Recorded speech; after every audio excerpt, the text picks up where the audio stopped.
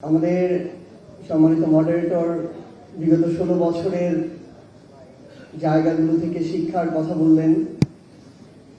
আমরা কয়েকটি ঘটনা এবং পরিসংখ্যানের মধ্য দিয়ে এই বিগত 16 বছরে ফ্যাসিস্ট আওয়ামী লীগ সরকার কিভাবে বাংলাদেশটাকে একটা লুটের রাজ্যে পরিণত করেছিল আমরা সেগুলো যদি একটু লক্ষ্য করি। ঘটনা এক, কয়েকদিন ধরে কথা হচ্ছে রূপপুর পারমাণবিক বিদ্যুৎ প্রকল্প চালু হয়েছে।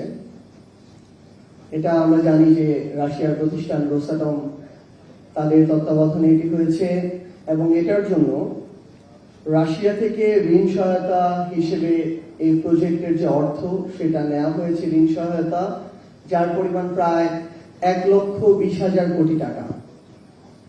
এবং ইউএস ভিত্তিক ওয়েবসাইট 200-র বেশি সার্ভিস ও ফিচারে লেনদেনের সব বিকাশ অ্যাপে সম্ভব।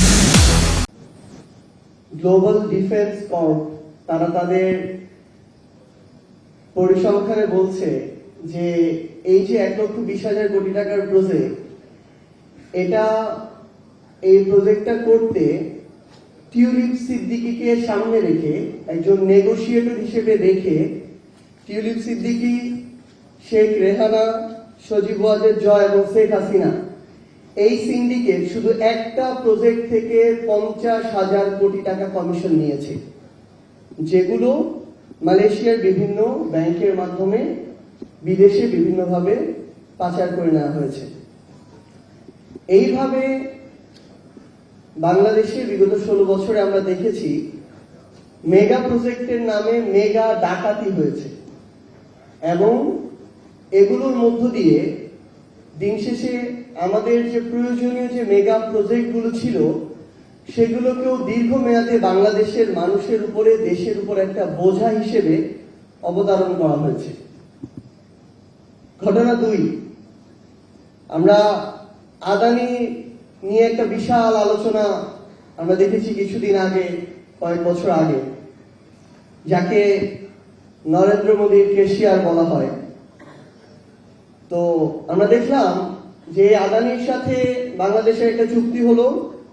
ভারতের বিখ্যাত সাংবাদিক পরাঞ্জয় গুহঠাকুরতা তিনি তার একটা লেখায় বলছেন যে এই যে চুক্তিটা হলো বাংলাদেশের সাথে আদানির, এটা যতটা না বাংলাদেশের জন্য অতি জরুরি, তার চেয়ে বেশি হচ্ছে মোদীকে খুশি করার চুক্তি, এবং তার চেয়ে বেশি হচ্ছে শেখ হাসিনা বাংলাদেশের ক্ষমতায় টিকে থাকবে, এই টিকে থাকার ফিটা আদানির মাধ্যমে মোদীকে পাঠানো হতো, যেটার আরেকটা নাম ছিল ক্যাপাসিটি চার্জ।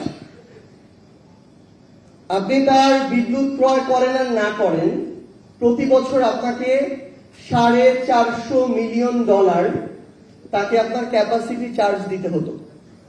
এবং তার চেয়ে বড় দুঃখজনক হলেও সত্য যে এটা যখন নীতি বহির্ভূত হচ্ছিল তখন শুধুমাত্র ওই চুক্তিটা করার জন্য নীতিটার পর্যন্ত পরিবর্তন করা হয়। এইভাবে ক্ষমতায় টিকে থাকার জন্য ঠিকাদারদেরকে, যারা ক্ষমতায় টিকে রাখে, তাদেরকে চার্জ দেওয়া হয়েছে।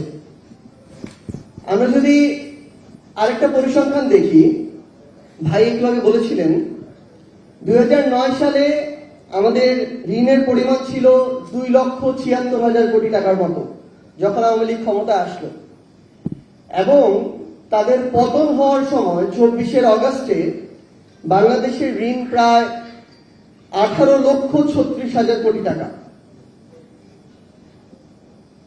যেটা প্রায় 6 থেকে 6.5 গুণ বৃদ্ধি পেয়েছে এই অল্প কয়েক বছরে। এবং আমাদের বর্তমানে এই যে ঋণের বোঝা, আমরা যদি আগামীতে আর কোনো ঋণ নাও নেই, তাও এই বোঝা আমাদের শোধ করতে প্রায় 40 বছর সময় লাগবে। এবং বাংলাদেশে একটা সদ্য জন্ম নেওয়া শিশু, তার মাথায়ও প্রায় 1.5 লক্ষ টাকার ঋণ চাপিয়ে দেওয়া হয়েছে। আরেকটা ঘটনার দিকে যদি আমরা লক্ষ্য করি, আরেকটা পরিসংখ্যান, পাচার নামক লুটপাট। আমাদের বিগত 16-17 বছরের এই ফ্যাসিস্ট রেজিম তাদের সময়ে পাচার করেছে প্রায় 11 লক্ষ কোটি টাকা, যেটা দিয়ে 35-40টা পদ্মা সেতু নিমিষে বানানো যেত। যেই পদ্মা সেতু নিয়ে এত গৌরব, সেখানেও প্রায় 30-40% টাকা তারা লুটপাট করেছে।